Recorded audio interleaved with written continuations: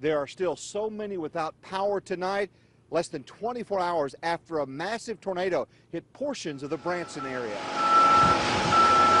Rated an EF2 with winds of 120 to 130 miles per hour, it struck parts of the entertainment district, then on to Branson Landing, shattering these windows from the Hilton.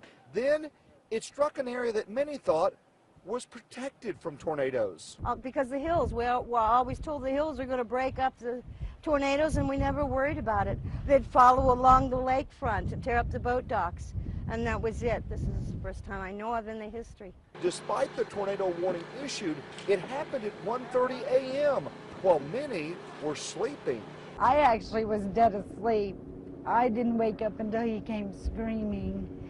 He had went through our living room and he could see debris flying. Sophia and Ray, their 4 kids and 3 dogs, were just fine. The house, however, needs some major repairs. The tornado damage path was 22 miles long and at the most as much as 400 yards wide. It is going to be a cold night here in Branson, and many are still without power, though the crews will be working through the night, through the next day, and the next day to try to get power and phone and get some semblance of life back in order here on Branson Mountain, just east of town. A lot of tough decisions have to be made. Do we rebuild or do we move on? Still, tourism is what they need here, and the tourist areas will be open very soon so you can come back to Branson and enjoy what they're famous for.